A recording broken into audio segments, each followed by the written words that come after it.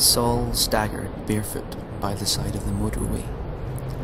The sun pounded down on his red leathered head as he searched for roadkill, a fox, a rat, to cook later in his billy can. The cars screamed past and teenagers jeered at him, but he'd long ceased noticing the scorn of passing faces, and it had been many years since he'd even glimpsed his own. He shaved now with a piece of broken bottle and tied what was left of his grey hair in an old piece of twine from a packing crate. Beneath his concrete flyover as he drank from the stagnant, stolen milk cartons, he cursed the passing cars and swore again his vow to never again succumb to the need of that road with its service station and its promise of ice-cold water and the charity of passing drivers. How could he live in the modern world every day, being confronted with the images, the adverts, newspaper and magazine covers, with their many smiling photo faces, all of which reminded him?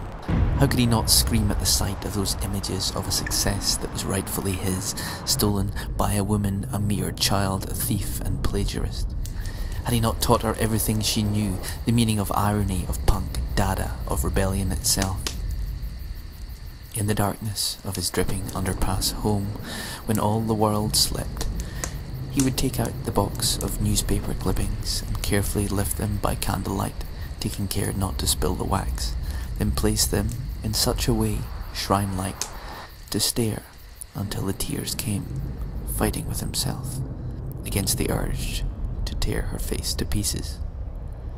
In his stinking sleeping bag, from his most secret hideaway space, behind the stolen supermarket trolley, beneath the scavenged food cartons and empty boxes of sherry, he would nightly retrieve the wet and warped, much annotated mass-market paperback of Thus Spoke Zarathustra, and whisper the memorized words.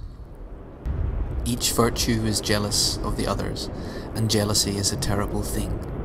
Virtues too can perish of jealousy. Surrounded by the flame of jealousy, one will end, like the scorpion, turn one's poisonous sting against oneself. After the usual time, he would place the clippings back inside the box and pronounce again, silently, that he had grown wiser than the sage and would never again descend with his message for the masses to face the humiliation of their ignorant laughter. He would leave all images and roads forever and go deeper into the more forgotten spaces of the desert they called the real.